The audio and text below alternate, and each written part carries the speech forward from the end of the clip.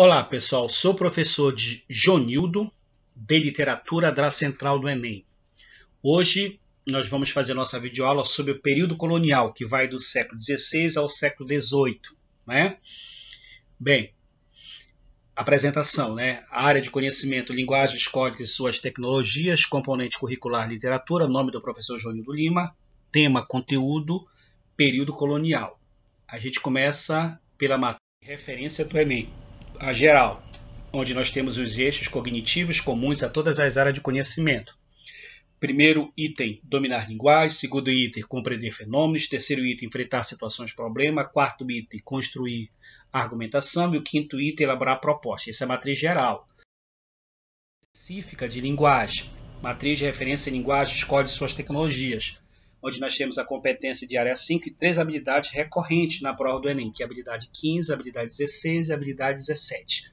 Competência de área 5, analisar, interpretar e aplicar recursos expressivos das linguagens, relacionando textos com seus contextos mediante a natureza, a função, organização e estrutura das manifestações, de acordo com as condições de produção e recepção. Das três habilidades, a 15, 16 e 17, a 15 é a que mais cai. Estabelecer relações entre o texto literário e o momento de sua produção, situando aspectos do contexto histórico, social e político. O nosso estudo hoje é sobre o período colonial, que vai do século XVI ao século XVIII. Vou fazer um resumão aqui. Primeiro, o quinhentismo, século XVI. Contexto histórico. O que foi o quinhentismo? Foi o momento das grandes navegações e descobertas. Em busca de riquezas, as nações europeias enviam expedições marítimas que as põem em contato com outras culturas. Portugal é uma das principais potências marítimas e possui colônias ou relações sociais na América, na Ásia e na África. Tinham dois objetivos distintos. Primeiro, a expansão do cristianismo. Segundo, o desejo de conquista e de enriquecimento. Certo? Hoje nós temos as características literárias do quinhentismo. A literatura produzida no Brasil do século XVI não possui traços próprios, apenas descreve as características do território recém-descoberto. Né? Então, descrever o Brasil. É uma literatura sobre o Brasil, uma literatura no Brasil, o quinhentismo. E não uma literatura do Brasil, porque literatura do Brasil você vai se referir ao barroco. Destacamos a literatura informativa, são dois tipos de manifestações artísticas. A literatura informativa, com a descrição das terras brasileiras, né? E a literatura jesuítica, que são obras que exaltavam a fé cristã, ou então a catequese dos índios. Né? São os dois tipos de manifestações artísticas. Depois nós temos aqui os principais autores. Pero Vaz de Caminha, que é o escrivão da frota de Pedro Álvares Cabral. Ele tinha autor da carta, né, documento de inestimável importância por ser a primeira descrição do Brasil. E depois nós tivemos Padre José de Anchieta. Né? Quem foi o Anchieta? Principal humanista clássico do Brasil, escreveu poemas religiosos que exaltavam a colonização e a primeira gramática do Tupi. Suas principais obras de Anchieta nós temos Na Festa de São Lourenço, de 1583, e A Arte da Gramática da língua mais usada na costa do Brasil, que é a principal, né? Que é a primeira gramática do Tupi, também de Anchieta. São as principais obras do Anchieta. Né? O Barroco no Brasil, século XVII, né? Momento sociocultural. Quando você fala de Barroco, você tem que lembrar da Contra-Reforma. O que foi a Contra-Reforma? Foi o movimento da Igreja Católica que surge no mundo no intuito de diminuir o avanço da Reforma Protestante que se alastrava em toda a Europa. A Contra-Reforma, o movimento da Igreja Católica contra o protestantismo, tem grande influência sobre o pensamento, sendo uma das causas da dualidade do barroco da época. Né?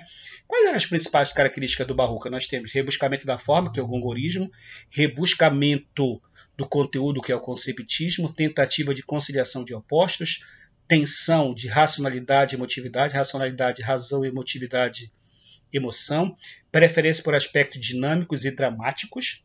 Né?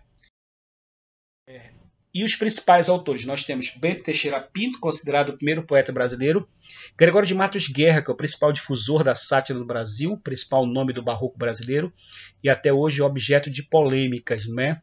Deixou obra lírica, satírica e religiosa, reunida em livros somente após sua morte. Depois nós temos um outro autor também de destaque, que seria Padre Antônio Vieira, considerado o nosso principal orador sacro do Brasil colônia. Orador e escritor sacro da língua portuguesa, deixou magnífica obra em que se destacam os sermões, né, de 1679 a 1718, 15 volumes, e História do Futuro de 1718. Esse é o barroco, considerado o nosso primeiro estilo de época do Brasil, por isso que é chamado de literatura do Brasil barroco. Destaque aqui Gregório de... Depois nós temos aqui o arcadismo, também chamado de neoclassicismo ou setecentismo. O contexto histórico do arcadismo, nós temos o iluminismo, a independência dos Estados Unidos da América, a Revolução Francesa, a primeira Revolução Industrial de 1750, liberalismo econômico, a ascensão da burguesia, expulsão dos jesuítas de Portugal, né? Expulsão dos jesuítas de Portugal, isso aqui é o contexto histórico. Depois nós temos aqui as suas principais características: a fundação das Arcádias, novo interesse dos clássicos, novo predomínio da razão, racionalismo, restabelecimento do equilíbrio, simplicidade, né? Gosto pelo ideal de vida simples em contato com a natureza, a linguagem simples e simplificada, desprezo dos exageros barrocos, porque toda escola que surge ela reage contra a sua antecessora, inutilha trunca-te, que é cortar os exageros barrocos, áurea mediocre, áurea que vem do ciclo do ouro, fugere urbi, que seguiria a fuga da cidade. Eles fogem da cidade porque eles gostam de uma vida tranquila. Quais são os principais autores do arcadismo? Nós temos Cláudio Manuel da Costa, um dos líderes da Inconfidência Mineira, participou da Inconfidência Mineira, deixou obras poéticas, que é o marco inicial do arcadismo no Brasil, e uma epopeia chamada Vila Rica, de 1839. E depois nós temos Tomás Antônio Gonzaga, outro poeta que participou da Inconfidência Mineira, que foi a Inconfidência Mineira, um movimento social que desencadeou uma revolta durante o período colonial. Destacou-se obra muito importante, onde se destacam as Cartas Chilenas, que é o conjunto de 3 epístolas escrita por Tomás Antônio Gonzaga, endereçada para seu melhor amigo de confidência, que é o Cláudio, não é? São os dois que trocam mensagens, reunidas entre 1845 e 1863. E nós temos Maria de Dirceu, As Liras de Maria de Dirceu, que é uma obra dividida em 2 partes. A primeira parte você tem os sons de dedicação do poeta para com sua pastora, e a segunda parte, que é a poesia da masmorra. Quando ele preso, ele começa a fazer suas recordações amorosas. Então, galera, esse que é o nosso período colonial, onde compreende 3 movimentos, né? Compreende o quinhentismo, século XVI, o barroco, século XVII, e o arcadismo, século XVIII. Entre a era colonial e a era nacional, nós temos um período de transição que vai separar, que é o chamado pré-romantismo, que é aquele movimento que vai anteceder, aquele movimento que vai antecipar o romantismo. Tá bom, pessoal? Então, essa é a nossa dica de hoje, nossa dica para você que vai fazer o Enem, para fazer o vestibular, e até a próxima, se Deus quiser.